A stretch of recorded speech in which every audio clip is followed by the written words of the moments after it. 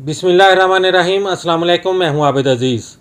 इस वीडियो में मैं जिस होम्योपैथिक मेडिसिन को डिस्क्राइब करूंगा वो पेकाना इंटरनेशनल लेबॉरेटरी जर्मनी के कंपोजिशन PK9 के बारे में है, जिसको एपोस्टोम भी कहा जाता है।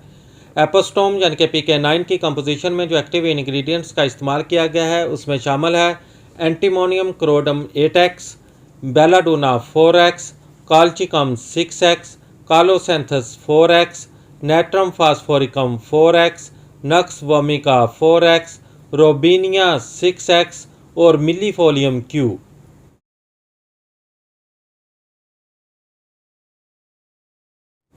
एपोस्टोम यानी कि PK9 को मैदे की तेज़ाबियत, गैस व सोजश और बदहज़मी की दवा के तौर पर जाना जाता है। सीने की जलन, मैदे की तेज़ाबियत व सोजश, ईंठन, खट्टे डकारों का आना, मतली और अबकाई का आना, अफारे का एहसास, भूख की कमी, बदहज़मी व गैस और इससे पैदाशुदा सर दर्द, आंतों की सोजश, मैदे और आंत के अल्सर यानी कि ज़ख़म में PK9 का इस्तेमाल बेहद मुफीद और मौसर है। ये गज़ा के जहरीले असरात को रफ़ा करता है।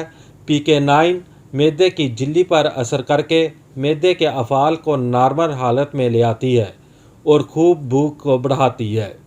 PK9 आपको बाज़ार से बआसानी किसी भी होम्योपैथिक मेडिकल स्टोर से दस्तयाब हो सकती है। PK9 की खुराक का इस्तेमाल कुछ इस तरह से है कि 10 से 20 कतरे मरीज़ को दिन में 3 से 4 मरतबा 2 घूंट पानी में हल करके इस्तेमाल करवाने चाहिए। उम्मीद करता हूँ कि ये वीडियो आपको अच्छी लगी होगी।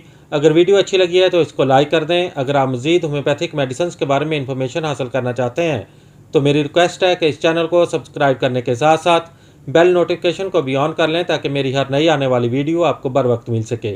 इसी के साथ ही नेक्स्ट वीडियो तक मुझे दें इजाज़त। अल्लाह हाफिज़।